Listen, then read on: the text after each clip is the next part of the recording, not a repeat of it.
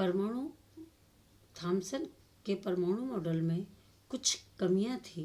इन कमियों को रदरफोर्ड ने अपने परमाणु मॉडल में दूर किया। ऑर्नेस्ट रदरफोर्ड का जन्म 30 अगस्त 1871 में स्प्रिंग, गोवा में हुआ। भौतिकी रसायन के लगभग सभी प्रयोगों में उपयोग होने वाले अल्फा, बीटा और गामा किरणों के बीच अंतर बताने वाले वैज्ञानिक ऑर्नेस्ट रदरफोर्ड ही थे। नाभिक की भौतिकी में योगदान के लिए 1908 में उन्हें नोबेल पुरस्कार से सम्मानित किया गया। रदरफोर्ड का परमाणु मॉडल। रदरफोर्ड के परमाणु मॉडल को नाभिकीय परमाणु मॉडल के नाम से भी जाना जाता है। उन्होंने तीव्र गति से चल रहे अल्फा कणों को सोने की पन्नी पर टकराया। सोने की पन्नी तथा अल्फा कणों को इस प्रयोग में लेने के निम्नलिखित कारण थे। जैसा कि हम सभी जानते हैं कि सोना आघातवर्धिनी धातु होती है, अर्थात उसको पीट करके पतली से पतली परत खींची जा सकती है। इसलिए सोने की बहुत पतली परत खींची जा सकती है। सोने की यह पन्नी 1000 परमाणुओं के बराबर मोटी थी, क्योंकि सोने के परमाणु में समस्त धनात्मक आवेश उसके केंद्र में उपस्थित होता है। यदि कभी प्रश्न पूछा जाता है कि सोने की पन्नी को लेने का क्या कारण था, तो हम लिख सकते हैं कि सोने की बहुत पतली परत खींची जा सकती है और सोने के परमाणु में समस्त धनात्मक आवेश उसके केंद्र में उपस्थित होता है। इसी प्रकार से अल्फा कणों को लेने का भी कारण था कि अल्फा कण द्वि आवेशित होते हैं। यह धन आवेशित आवेश होते हैं। इनका द्रव्यमान 4 यूनिट होता है। इसलिए तेज गति से चल रहे इन अल्फा कणों में पर्याप्त ऊर्जा होती है। रदरफोर्ड का अनुमान था कि अल्फा कण सोने के परमाणु में विद्यमान अपरमाणु कणों के द्वारा विक्षेपित होंगे। अल्फा कण प्रोटॉन से बहुत अधिक भारी थे, इसलिए उन्होंने इनके अधिक विक्षेपण की आशा नहीं की थी। अल्फा कण प्रकीर्णन के परिणाम निम्नलिखित प्राप्त हुए। जब अल्फा कणों की बमबारी की गई तो अधिकांश अल्फा कण सोने की पन्नी से बिना विक्षेपित हुए निकल गए। इससे यह निष्कर्ष निकला कि परमाणु का अधिकांश भाग रिक्त या खोखला होता है। कुछ अल्फा कण पन्नी के द्वारा बहुत कम कोण से विक्षेपित हुए।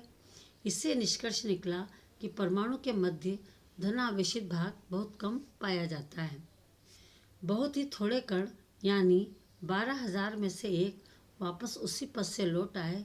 इससे निष्कर्ष निकला कि परमाणु का पूर्ण धनावेशित भाग और द्रव्यमान परमाणु के भीतर बहुत कम आयतन में सीमित रहता है, जिसे नाभिक कहते हैं।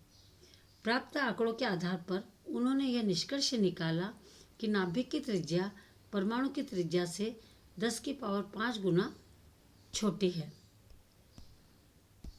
अब हमारे सामने 2 चित्र हैं। पहला चित्र है स्वर्णपत्र प्रयोग का। यदि रदरफोर्ड का स्वर्णपत्र प्रयोग का चित्र आता है तो हम ये पहले वाला बनाएंगे।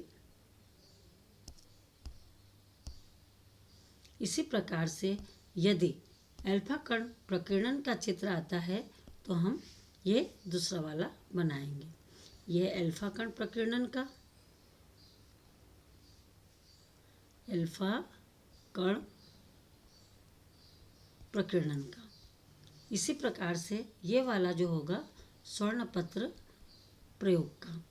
अभी जैसा कि अभी आपको इससे पहले मैंने आपको समझाया है कि जब अल्फा कणों की बमबारी की गई थी तो कुछ सीधे निकल गए थे, कुछ कण कम कोण से विक्षेपित हो गए और 12,000 में से एक कण जो था वो टकरा करके वापस आया। अर्थात हम कह सकते हैं कि अति सूक्ष्म भाग कैसा है, इसमें ठोस है, जिसको उन्होंने नाभिक की संज्ञा दी थी। अब हम रदरफोर्ड का जो स्वर्णपत्र प्रयोग है उसको निम्न क्रियाकलाप के द्वारा देखेंगे, जिससे हमें और भी स्पष्ट हो जाएगा कि किस प्रकार से सोने की पतली पन्नी पर बौछार करने पर अल्फा कणों की और किस प्रकार से हमें कण निकलते हुए दिखाई देंगे। जैसा कि यह आपके सामने क्रियाकलाप है, अल्फा पार्टिकल्स हैं। जैसा हमने अभी आपको बताया था कि अल्फा कण द्वि आवेशित हीलियम आयंस होते हैं जो कि धनावेश होते हैं। तो इस प्रकार से हम देख सकते हैं कि जब अल्फा कणों की बमबारी किस पे करते हैं, सोने की पतली झिल्ली पर। यहाँ हमने देखा था कि जब सोने की पतली झिल्ली पर करते हैं तो कुछ कण विक्षेपित होते हैं, जबकि थॉमसन के परमाणु मॉडल में हमने क्या देखा था कि जो परमाणु एक गोला होता है और इलेक्ट्रॉन और प्रोटॉन इसमें धसे होते हैं, वहाँ पर वो नाभिक की व्याख्या नहीं कर पाए थे। किंतु रदरफोर्ड ने अपने प्रयोग स्वर्णपत्र प्रयोग में ये बताया कि किस प्रकार से अल्फा कणों की जब हम बौछार करते हैं तो क्या देखते हैं कि अल्फा कणों की बौछार जब करते हैं तो जिसके चारों ओर जिंक सल्फाइड, जो आपके सामने दिखाई दे रहा है वृत्ताकार एक वाइट प्लेट, ये किससे बना होता है, जिंक सल्फाइड से लेपन किया हुआ वृत्ताकार आवरण होता है। और जिंक सल्फाइड का लेप क्यों किया जाता है, क्योंकि जो ये अल्फा पार्टिकल्स आ रहे हैं और आप देख रहे हैं कि जब इस पर टकरा रहे हैं तो प्रतिदीप्ति उत्पन्न हो रही है, और ये प्रतिदीप्ति उत्पन्न होती है जिससे कि हमें अल्फा पार्टिकल्स की दिशा का ज्ञान होता है।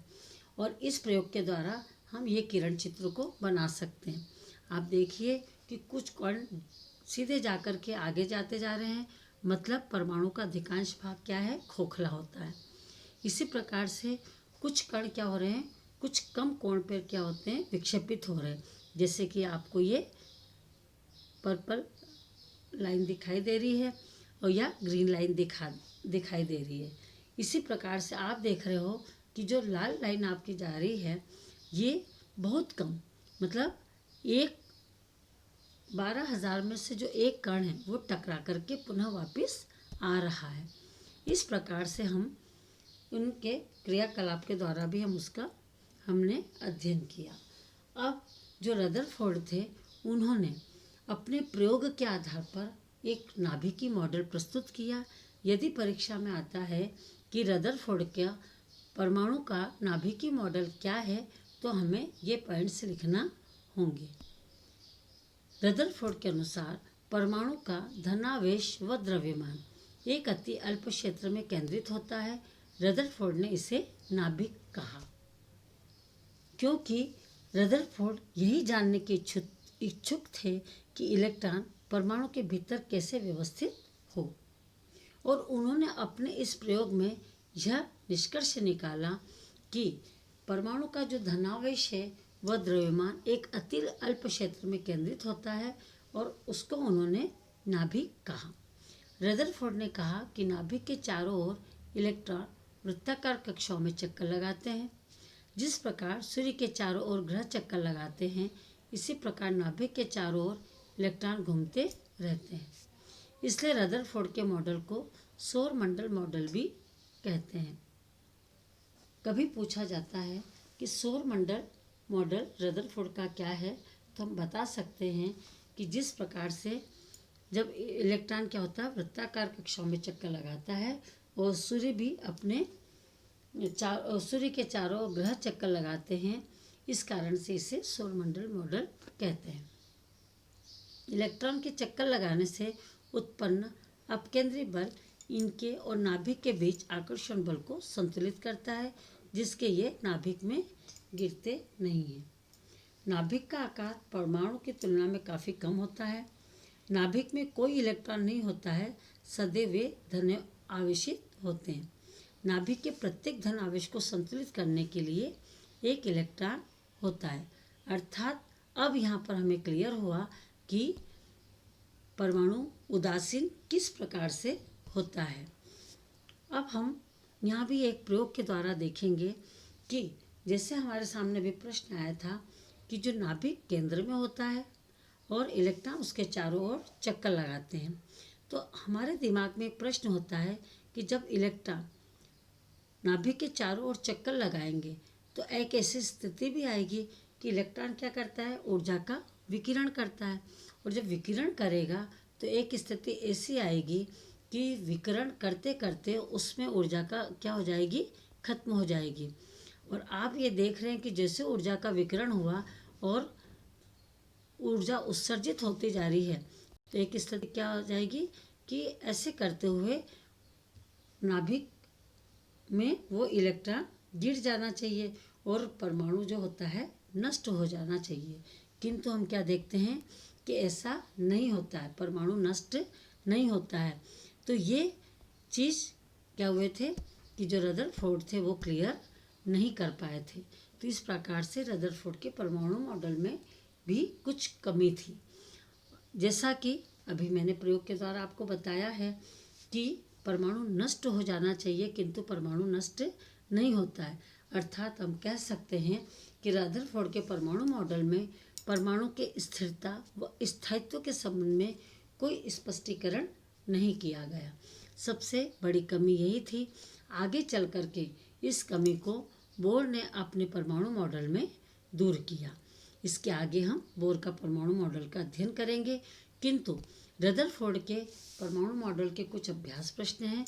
इनको आप सभी भैया बहनों को अपनी कॉपी में लिखना है और उनको याद भी करना है, क्योंकि या तो बड़ा प्रश्न आ सकता है हमारे सामने कि रदरफोर्ड क्या स्वर्णपत्र प्रयोग लिखिए, इसके प्रेक्षण से क्या निष्कर्ष निकले उसे लिखिए, या रदरफोर्ड के नाभिकीय परमाणु प्रतिरूप को प्रस्तुत कीजिए, या उसकी कमियों को लिखिए। तो इन सभी प्रश्नों को अपने को तैयार करना है और अपनी कॉपी में लिखना है। अब हम इसके आगे बोर के परमाणु मॉडल, जो रदरफोर्ड की कमियां हैं उसको बोर के परमाणु मॉडल ने दूर किया था, उसका अध्ययन करेंगे अगली कक्षा में।